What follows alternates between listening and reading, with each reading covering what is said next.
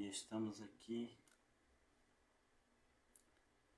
nesta missão, nesse grande objetivo, que é levar até vocês o Evangelho da Graça, o Evangelho de Jesus, o amor de Deus que nos leva a compreender quem Ele é. Eu trago como tema aqui nessa nossa meditação rápida,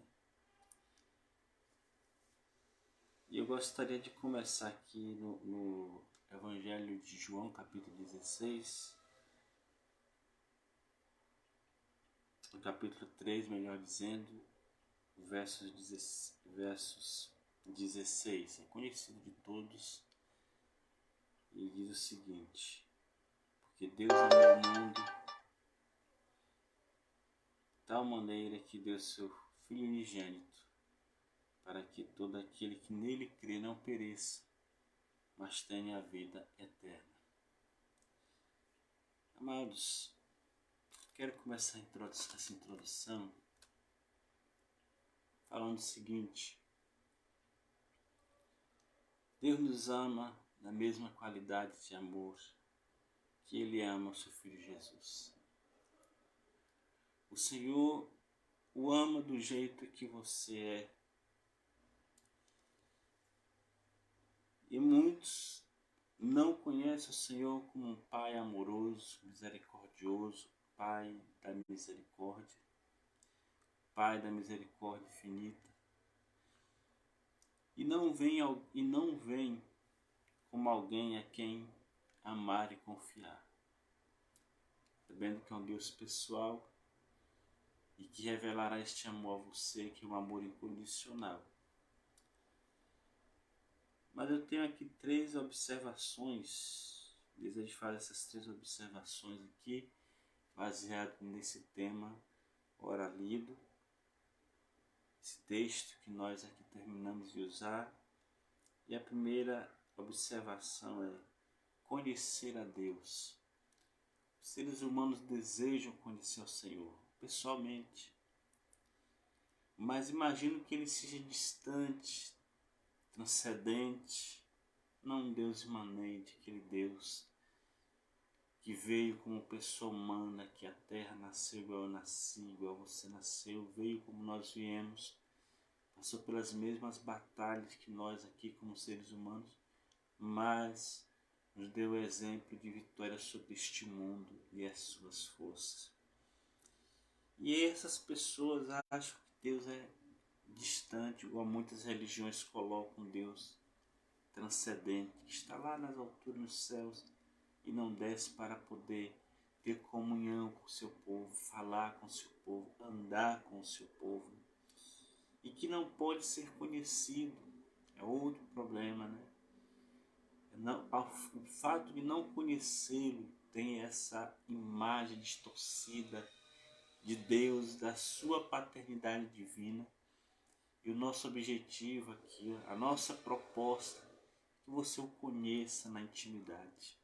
Porque a palavra de Deus não é apenas um livro, mas é um caminho que nos aponta a intimidade com a pessoa de Deus. Mas em segundo lugar, o Senhor nos amou, é a segunda observação, Ele nos amou. O homem sempre quis ter mérito nas coisas, sempre quis fazer as coisas para que não dependesse de Deus. Mas, bobagem, dependemos de Deus para tudo, dependemos do Espírito Santo até para vigiarmos, termos cuidado com as coisas, com as pessoas, discernimento de caminho de perigo, tudo em função dessa atitude de vigilância que nos é dada pelo Espírito de Deus. Mas o segundo lugar é o Senhor nos amou. O Senhor te amou, meu irmão. O Senhor me amou. Se você acha que ninguém gosta de você, que ninguém te ama, Ele te diz nessa hora: eu te amo. Eu te amo. Apesar de que o conceito amar é bem diferente do que nós colocamos como sentimentos. E amor é a prática do bem. O sentimento, ele é construído, o sentimento ele vem depois, ele é nutrido. Mas a princípio, o conceito amor é a prática do bem, é você praticar o bem. Mesmo que você não goste da pessoa, enfim, mas é o seu dever praticar o bem para com ela. É você orar por ela, desejar o bem dela. Isso é amar. E Deus, Ele nos chamou para termos este coração amoroso. Ter o coração igual ao coração de Deus. Ser um instrumento de amor. Receber um batismo de amor de Deus. Ele quer se revelar através da minha vida e da sua vida. Mas na verdade é que Deus nos amou tanto, tanto, quer dizer uma quantidade imensa. Cientistas chegam à conclusão que o universo é infinito. Claro. Então esse amor de Deus ultrapassa o universo. A ponto de entregar o seu próprio filho para morrer em nosso lugar. Todos nós estávamos rumo à destruição, a uma morte eterna, a uma condenação eterna. E Jesus, ele vem à terra, ele morre em nosso lugar. Naquele madeiro ele carrega nossas transgressões. Cada corte que foi feito em seu corpo pelos soldados romanos no castigo.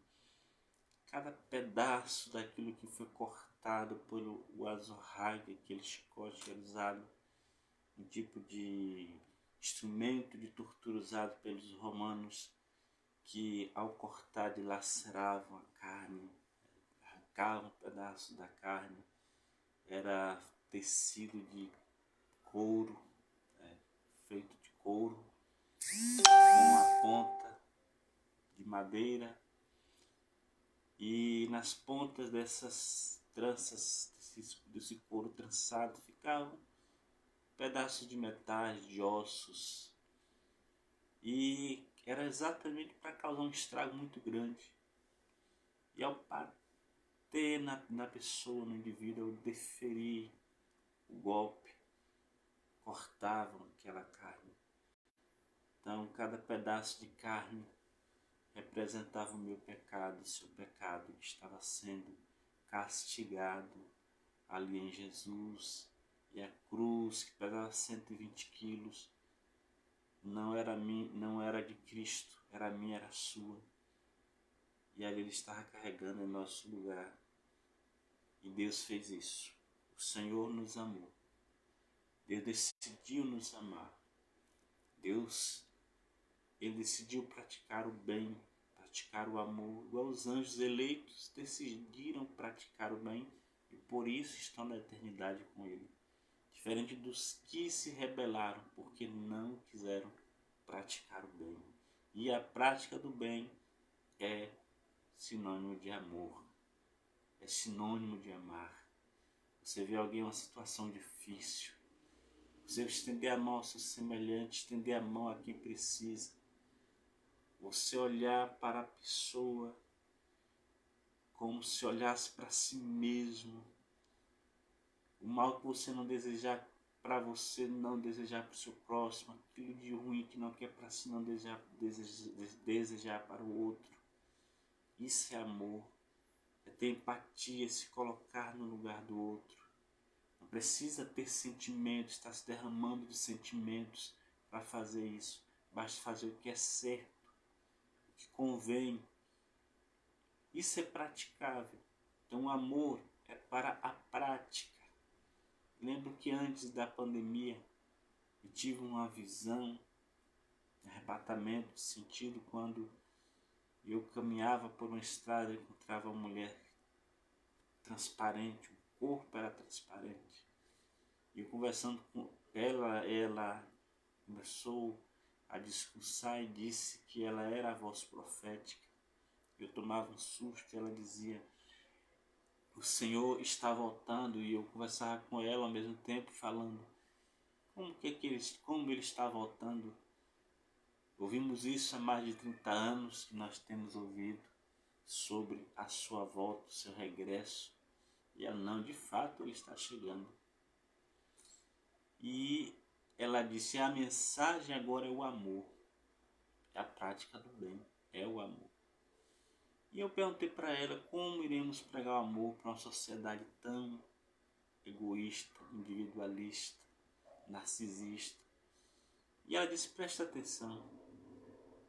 E quando eu olhava, havia um grande lago repleto de pessoas. Uma grande rocha caía do céu sobre aquele lago. E aquelas pessoas voavam como se fosse papel ao vento, sendo lançadas, arremessadas para longe daquele lago. E ela disse: o Senhor irá humilhar essa sociedade. Irá humilhar essa sociedade. Irá deixar essa sociedade vulnerável. E logo em seguida, ela me mostrava uma cabine também transparente que conduzia os céus, levava e trazia. A pessoa subia e voltava. E logo em seguida vem a pandemia. E nessa pandemia eu pude entender de fato essa manifestação do amor que deveria ser colocada em prática. Quando todo mundo foi provado se realmente havia empatia, se verdadeiramente havia desejo de que o outro se salvasse, de que o outro encontrasse pelo menos um alívio naquele momento de sofrimento, em vários aspectos.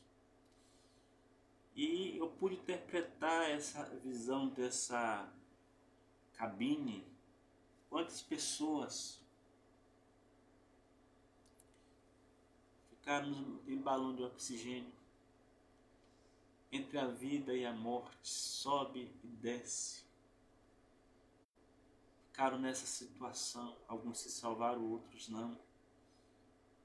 Mas aí nós vemos claramente a manifestação do amor através de muitas pessoas.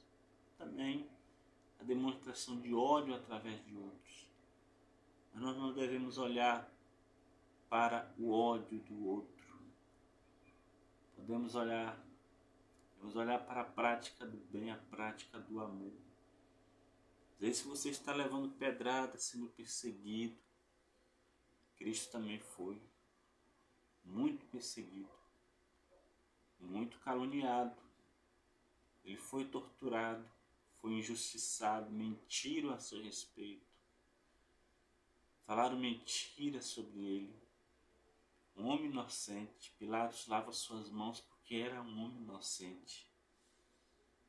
Então, se eu e você nos colocamos como filhos de Deus, cristãos aqui na terra,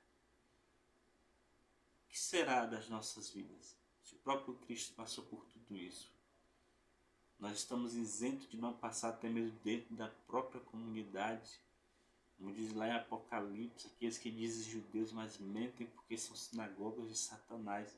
Porque dentro das próprias igrejas da Ásia ali, na carta do Apocalipse, algumas estavam sendo trono de Satanás e outras sendo manipuladas por Jezabel, o espírito antigo,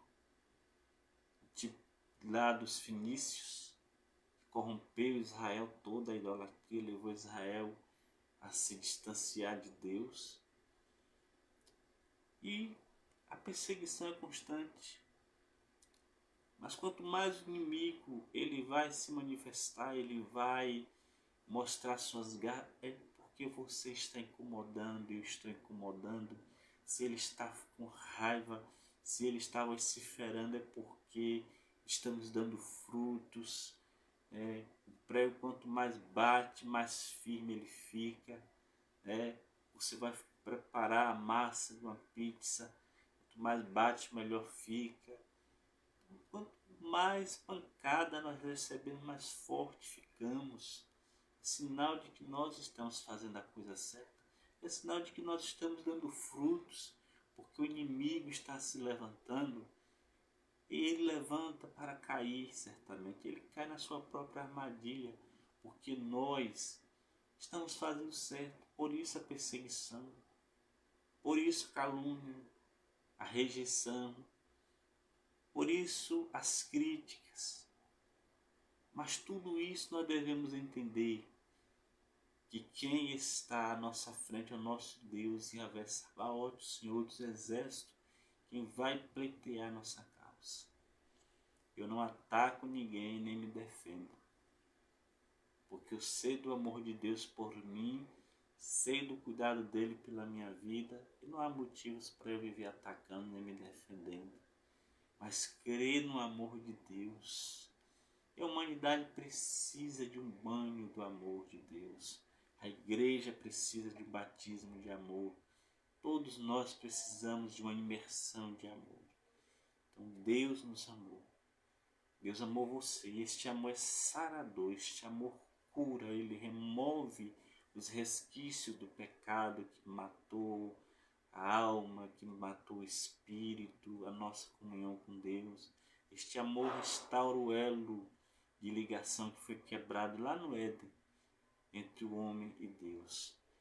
Este amor divino, genuíno, ele ainda opera em nosso espírito de uma forma muito intensa, radical, porque vai nas raízes da nossa essência.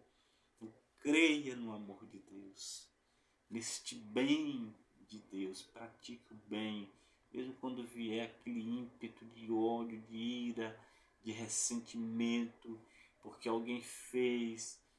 Não é nem a pessoa, é Satanás por trás dela, usando para poder te prejudicar, nos prejudicar, ou até mesmo a carne, porque a pessoa veio de um passado que ela não passou por uma libertação, pessoas que vieram de alguns lugares onde fizeram pactos não terminados, e os espíritos imundos entraram na vida dela, continuam oprimindo o espírito dela pela legalidade de um pacto que no passado ela não quebrou. E aquela pessoa que havia indiciado ela nesse pacto, de repente tenha morrido diariamente. Quando morrem, essas pessoas elas transferem para aquele discípulo delas que não terminaram toda a passagem, todo o rito de passagem naquele envolvimento, naquele movimento. E então, direto ou indiretamente, essa pessoa recebe essas influências. Porque onde aquela pessoa que iniciou aquele discípulo estiver, onde ela morreu, não importa a distância, ela vai transferir tudo que ela tinha para aquela pessoa. Mesmo que ela vá para a igreja, mesmo que ela cante, que ela pregue, mesmo que seja um líder, mesmo que a pessoa tome a ceia, mas se ela não passou por um processo de libertação, a natureza é a mesma. Eu me lembro muito bem que quando, no passado, sempre que fazíamos trabalho de libertação, inclusive tinha uma pastora na época que fazia um trabalho muito bonito, a pastora Wanda Salles, e ela levava as pessoas à igreja dela com uma maca, e ali as pessoas deitavam, crentes, pastores, missionários. Quantas manifestações de espíritos imundos aconteceram ali, de pessoas que estavam na igreja há muitos anos, mas havia espíritos escondidos ali. E como é que se via essa evidência desses espíritos imundos? A manifestação das obras. Continuavam com os mesmos velhos hábitos. Mau caritismo, como no comportamento, nos hábitos, no xingamento, na ira, no ódio, que são as operações desses espíritos imundos. Eles são raivosos, eles são irados. Em muitas manifestações você pode ver, notar nitidamente que eles xingam muito, eles berram, eles vociferam, eles ameaçam. Então, às vezes você vê uma pessoa em uma situação dessa, você acha que é normal, a pessoa está estressada, a pessoa está com algum problema, mas às vezes é um espírito imundo, a manifestação de um espírito imundo, e basta uma autoridade espiritual levar essa pessoa a um lugar de cura e libertação, e lá expulsar esse espírito espírito que está escondido ali há muito tempo. Então essa pastora fazia esse trabalho, e o que estava camuflado, escondido, era exposto e era expulso, porque o mal precisa ser exposto, ele precisa ser colocado para fora, para ser expulso e a pessoa receber uma libertação verdadeira. Não importa se seja um pastor, uma pastora, uma liderança, mas se tem esse comportamento, precisa sim de cura e de libertação. Pessoas que ainda sentem necessidade de alguns hábitos, alguns padrões do mundo, bebida, não tem controle na língua, na boca. É uma outra evidência de que há espíritos imundos ali. Odeia o próprio irmão, odeia as pessoas, ninguém serve, ninguém presta. Então tudo isso são evidências. Casos e casos, nem todos os casos são de espíritos imundos, mas há casos, claro, por isso a igreja precisa buscar discernimento acima de tudo. Discernimento de espíritos. Porque às vezes você está recebendo imposição de mãos de pessoas que estão com manifestações de espíritos imundos. Você está sendo ministrado por pessoas que estão cheias de espíritos imundos. Vimos isso em vários relatos de missionários da África, dos Estados Unidos, principalmente da África, contando a respeito de muitos líderes com espíritos imundos no altar, ministrando no púlpito, pregando, impondo a mão sobre as pessoas e realizando até milagres. Devemos nesses dias buscar o discernimento espiritual, porque às vezes as pessoas não oram, não têm comunhão com Deus, não têm o amor genuíno de Deus.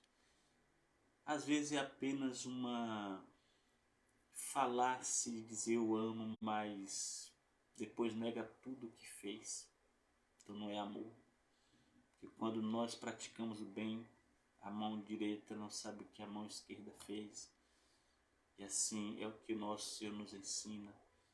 Então, se você tem amor de Deus em seu coração, não há espaço para espíritos imundos. Diariamente essas pessoas são desigrejadas também. Não querem comunhão, não se submetem a autoridades espirituais, rejeitam autoridades espirituais. Diariamente elas gostam de querer assumir lideranças, lugares de posição, para poderem se mostrar um espírito. E o orgulho, então, é uma evidência clara de que existe um espírito imundo, porque nós somos escolhidos, somos chamados, somos ungidos, é pelo Espírito de Deus, não algo que nós causamos ou provocamos. É algo que o Espírito de Deus se encarregue. Como ele disse, separa Paulo e Barnabé para mim, em tal lugar, para que eles possam ir proclamar o Evangelho. E isso continua ainda nos nossos dias. É o mesmo Deus de Atos dos Apóstolos. Mas vamos tomar cuidado com relação a esses espíritos imundos que estão por aí, infiltrados nas igrejas. Quantas fotografias, filmagens, pessoas veem espíritos imundos andando no meio do culto, à vontade de um lado para o outro, porque não há discernimento espiritual para perceber a operação do erro, do anticristo. E são pessoas que dizem profetizar, dizem saber a vontade de Deus sobre muitos aspectos que só dizem respeito a Deus. E para a gente saber a vontade de Deus, temos que estar no nível de santidade elevado, comunhão constante, uma vida de oração imensa, promissora, envolver-se na oração de uma forma como se bebesse, como se fosse um estilo de vida para você, e na palavra de Deus. Essa pessoa não tem nada disso e diz, está profetizando, revelando. Irmãos, cuidado. Há um espírito de engano, é um espírito imundo escondido. Porque pastor, Mas não quer dizer que esta pessoa, nós somos seres humanos, não esteja por trás dela um espírito imundo. Às vezes, para eu ter aqui uma palavra de conhecimento, uma revelação, eu penso muito. A minha mente fica ali agitada, 360 graus, meu Deus. Cuidado, medo daquilo que vai se falar, porque é em nome de Deus. O Senhor diz claramente, né, sobre a questão de falar sem Ele ter mandado dizer, sem Ele ter falado. Falar em nome de Deus. Ai daquele profeta, se for uma visão, ele conte a visão, se é um sonho, conta o sonho. Mas simplesmente por achar bonito, ou até mesmo querer impressionar com algum tipo de espiritualidade enganosa, sair falando as coisas por aí. Aí se tem um cuidado muito grande, porque o juízo de Deus começa dentro da sua casa. E isso também é amor. E Deus nos corrige por amor, porque Ele é um Pai amoroso. E Deus nos ama.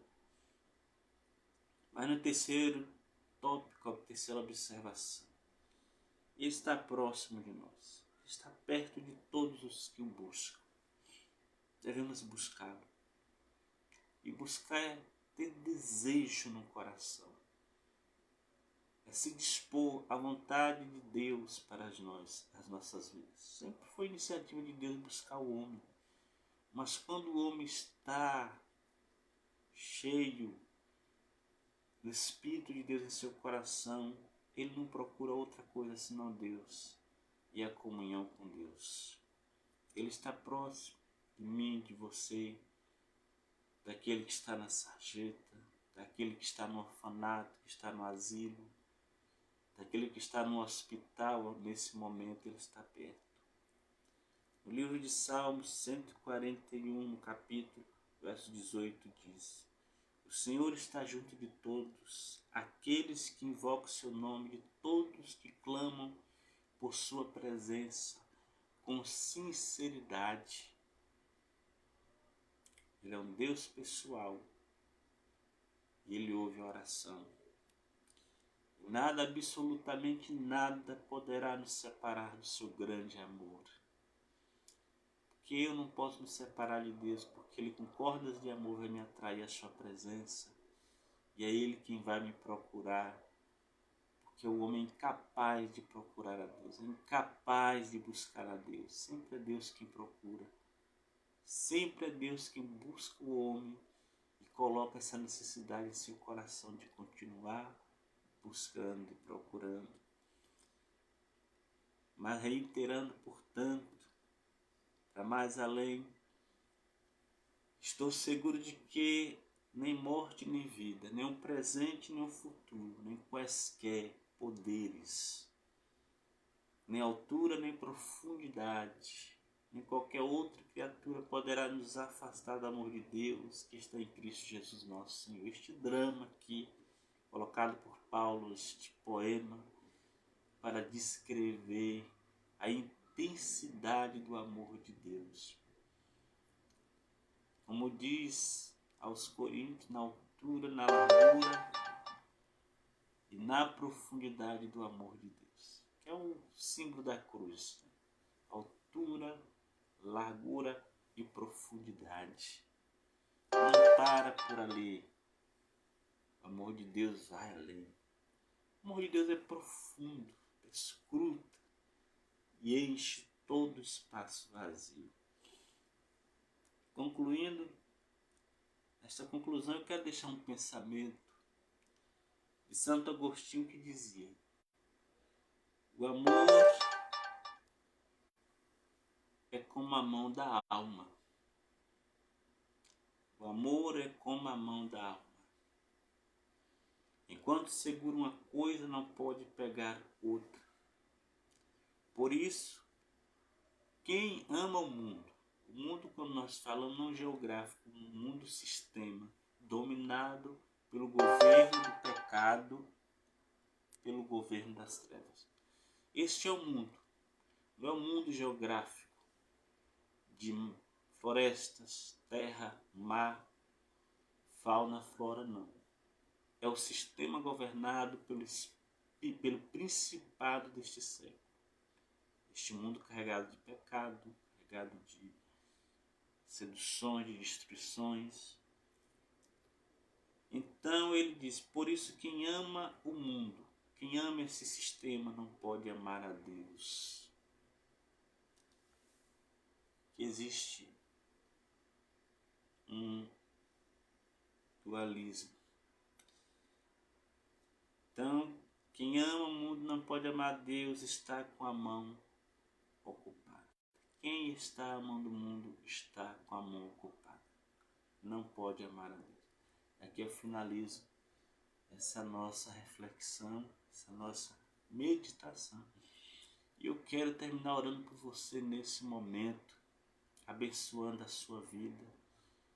Não sei, você que está aí do outro lado, que ao assistir esse vídeo, estará se expondo ao conhecimento da palavra de Deus. Eu tenho prazer hoje, a alegria de estar entrando no ambiente do seu lar para estabelecer esse reino de graça e de poder. Quero orar pela sua vida nesta hora e abençoar a sua vida. Você que esteja passando por alguma situação muito grave, muito difícil ou menos difícil, entra lá no canal do YouTube, Dicionário Isaac, deixa seu like, deixa seu comentário, nos ajude nesse engajamento, a propagação também deste reino de amor, esse querigma de Deus, para que outros também participem. Compartilhe também desse vídeo, se você achar que te ajudou, que abençoa a sua vida. Se inscreva no canal, porque esse é uma ferramenta que temos há 30 anos. Jamais estaríamos aqui com tanta facilidade para pregar a palavra de Deus, e hoje nós temos essa ferramenta aqui para propagar, disseminar essa mensagem do Evangelho do Reino de Deus e a visão do Reino de Deus. Eu quero orar por você. Mas há uma pessoa por nome Clarice, que está sendo visitada nesse momento. Está em um quarto escuro, mas o Senhor está tocando na cabeça dessa pessoa agora. A mão do Senhor está sobre ela neste momento. O Senhor é maravilhoso para cuidar desta pessoa. Vejo também alguém nos Estados Unidos, e o nome é James, alguma coisa com relação a um suicídio, a uma morte. Eu quero orar nesse momento por essas pessoas, orar também pela questão desse terrorismo aqui em nossa nação, nas escolas e com as crianças.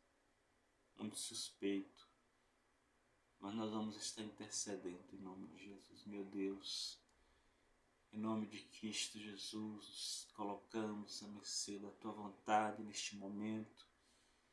Circulamos as pontas do Teu altar em função de cada uma dessas pessoas, em função do Teu reino aqui na terra, tocando as famílias, a sociedade, tocando a nação, tocando as nossas vidas de uma forma profunda e radical. Que pelo poder da Sua palavra, vidas sejam alcançadas por toda parte do mundo. A Clarice, esse James, meu Deus, eu desconheço quem são, mas a Tua mão está sobre eles agora. Eu intercedo por aquele que está passando pelas enfermidades terríveis, doenças incuráveis. Eu clamo neste momento pela Thelma, pela libertação dela desta situação, mas que nesta noite a mão poderosa de Ave Rafa possa naquela região, naquele local onde está a enfermidade, e plantar ali porções da Tua palavra de cura nesse momento, pelo preço que Jesus pagou na cruz do Calvário. Toda enfermidade é ilegal neste corpo. Toda enfermidade não pode ficar nesse corpo, e nós expulsamos em nome de Jesus Cristo. Meu Deus, nesse momento, abençoamos toda a sociedade, política, a presidência, os três poderes. Nós intercedemos também, meu Deus, pela monarquia.